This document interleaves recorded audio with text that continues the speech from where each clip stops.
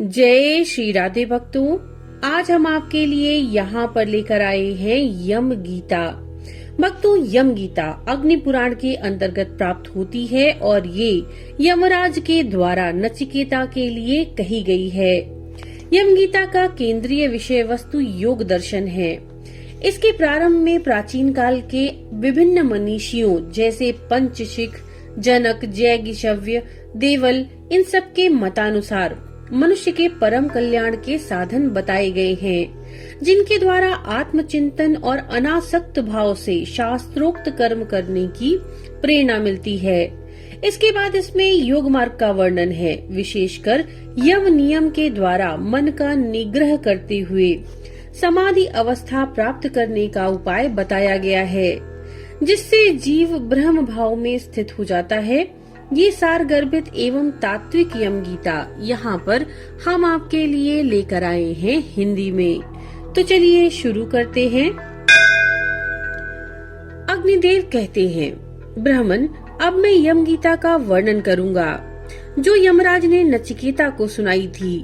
ये पढ़ने और सुनने वालों को भोग और मोक्ष दोनों प्राप्त होता है। ये सुनकर यमराज ने कहा, कितने आश्चर्य की बात है कि मनुष्य अत्यंत मोह के कारण स्वयं अस्थिर चित्त होकर आसन, शैया, वाहन, परिधान, घर, इन सब भोगों को सुस्थिर मानकर प्राप्त करना चाहता है। कपिल जी ने कहा, भोगों में आसक्ति का अभाव और सदा ही आत्म तत्व का चिंतन, यही मनुष्य के परम कल्याण का उपाय है।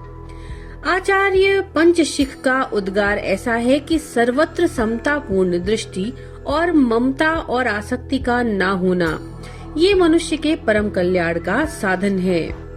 वहीं पर गंगा विष्णु का गान है कि गर्भ से लेकर जन्म और बाल्य आदि वय और अवस्थाओं के स्वरूप को ठीक ठीक समझना ही मनुष्यों के परम कल्याण का हेतु है। महाराज जनक का मत है कि आध्यात्मिक, आदि दैविक और आदि भौतिक दुख अंतः वाले हैं, यानी ये उत्पन्न और नष्ट होते रहते हैं। इसलिए इन्हें क्षणिक समझकर धैर्य पूर्वक सहन करना चाहिए, विचलित नहीं होना चाहिए। इस प्रकार उन दुखों का प्रतिकार ही मनुष्यों के लिए परम कल्याण का साधन है। ब्रह्मा जी का सिद्धांत है कि जीवात्मा और परमात्मा अभिन्न है, यानी कि एक ही है। इनमें जो भेद की प्रतीति होती है उसका निवारण करना ही परम कल्याण का हेतु है। वहीं पर जैगिशव्य का कहना है कि ऋग्वेद, यजुर्वेद और सामवेद में प्रतिपादित जो कर्म हैं, उन्हें कर्तव्य समझकर अनासक्त भाव से करना श्रेय का साधन है। देवल जी का मत है कि सब प्रकार की विधित्सा यानी कर्मारंभ की आकांक्षा का परित्याग आत्मा के सुख का साधन है, यही मनुष्यों के लिए परम श्रेय है। सनकादिकों का जो सिद्धांत है, कामनाओं के त्याग से विज्ञान, सुख, ब्रह्म और परम पद की प्राप्ति होती है। कामना रखने वालों को ज्ञान नहीं होता। वहीं पर श्रेय का भी श्रेय है कि दूसरे लोग कहते हैं कि प्रवृत्ति और निवृत्ति दोनों प्रकार के कर्म करने चाहिए, लेकिन वास्तव में नैष्कर्म ही ब्रह्म है, वही भगवान विष्णु का स्वरूप है। जिस पुरुष को ज्ञान की प्राप्ति हो जाती है वो संतों में श्रेष्ठ है। वो अविनाशी परम ब्रह्म विष्णु से कभी भेद को प्राप्त नहीं होते। ज्ञान, विज्ञान, आस्तिकता, सौभाग्य, उत्तम रूप तपस्या से उपलब्ध होते हैं। इतना ही नहीं, मनुष्य अपने मन से जो जो वस्तुएं पाना चाहता है वो सब तपस्या से प्राप्त हो जाती है। भगवान विष्णु के समान कोई ध्येय नहीं, निराहार रहने से बढ़कर कोई तपस्या नहीं, आरोग्य के समान कोई बहुमूल्य वस्तु नहीं और गंगा जी के समान कोई दूसरी नदी नहीं है। जगत गुरु भगवान विष्णु को छोड़कर दूसरा कोई बांधव नहीं है। नीचे, ऊपर, आगे, देह, इंद्रिय, मन, मुख, सब में और सर्वत्र भगवान श्री हरि विराजमान है। इस प्रकार भगवान का चिंतन करते हुए जो अपने प्राणों का परित्याग करता है वो साक्षात श्री हरि के स्वरूप में मिल जाता है। वो जो सर्वत्र व्यापक ब्रह्म है, जिससे सबकी उत्पत्ति हुई और जो सर्वस्वरूप है, और ये सब कुछ जिनका संस्थान है, जो इंद्रियों से ग्राह्य नहीं, जिनका किसी नाम आदि के द्वारा निर्देश नहीं किया जा सकता, जो सुप्रतिष्ठित सबसे परे हैं, उस परापर ब्रह्म के रूप में साक्षात भगवान विष्णु ही सबके हृदय में विराजमान है। वे यज्ञ के स्वामी, यज्ञ स्वरूप हैं। उन्हें कोई तो परम ब्रह्म रूप से प्राप्त करना चाहते हैं, कोई विष्णु रूप से, कोई शिव रूप से, कोई ब्रह्मा, कोई ईश्वर रूप से, कोई इंद्रादि नामों से और कोई सूर्य, चंद्रमा और काल रूप से उन्हें पाना चाहते हैं। ब्रह्मा जी से लेकर कीट तक सारे जगत को विष्णु जी का ही स्वरूप कहते हैं। वे भगवान विष्णु परब्रह्म परमात्मा हैं, जिनके पास पहुंच जाने पर फिर वहां से इस संसार में कोई लौटना नहीं चाहता। सुवर्ण दान आदि बड़े बड़े दान, पुण्य तीर्थों में स्नान करने से, ध्यान लगाने से, व्रत करने से, पूजा से और धर्म की बातें सुनने से उनकी प्राप्ति होती है। आत्मा को रथी समझिए और शरीर को रथ, बुद्धि को सारथी जानिए और मन को लगाम।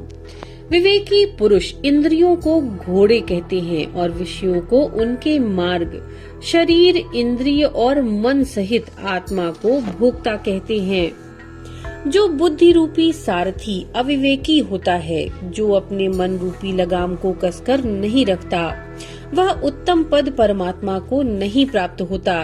संसार रूपी गर्त में गिरता है, परंतु जो विवेकी होता है और मन को काबू में रखता है, वह उस परम पद को प्राप्त होता है, जिससे फिर वह जन्म नहीं लेता। जो मनुष्य विवेक युक्त बुद्धि रूप सारथी से संपन्न और मन रूपी लगाम को काबू में रखने वाला होता है, वही संसार रूपी मार्ग को पार करता है, जहाँ विष्णु जी का परम पद है।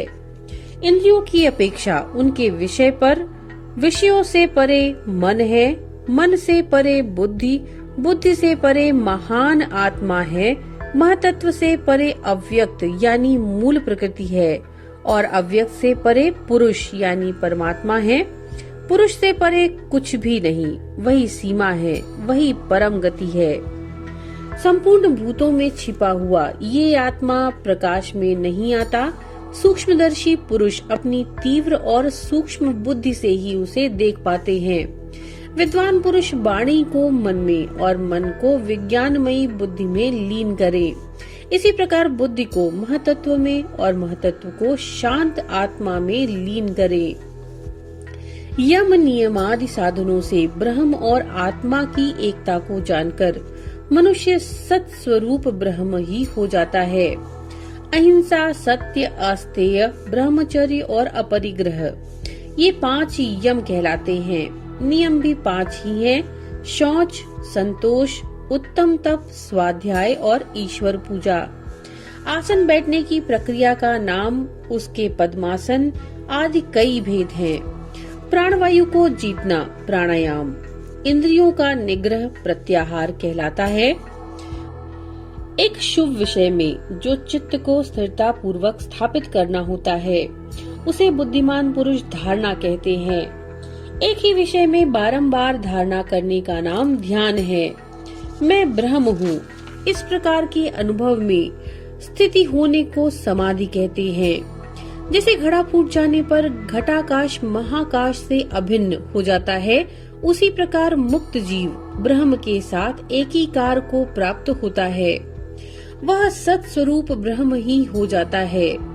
ज्ञान से ही जीव अपने को ब्रह्म मानता है, अन्यथा नहीं। अज्ञान और उसके कार्यों से मुक्त होने पर जीव अजर अमर हो जाता है। अग्निदेव कहते हैं, वशिष्ठ, ये मैंने यम गीता बतलाई है। इसे पढ़ने वालों को ये भोग और मोक्ष प्रदान करती है। वेदांत के अनुसार सर्वत्र ब्रह्म बुद्धि का होना आत्यंतिक लय कहलाता है। इति श्री अग्नि महापुराणे यम गीता संपूर्णा। नमो नारायण।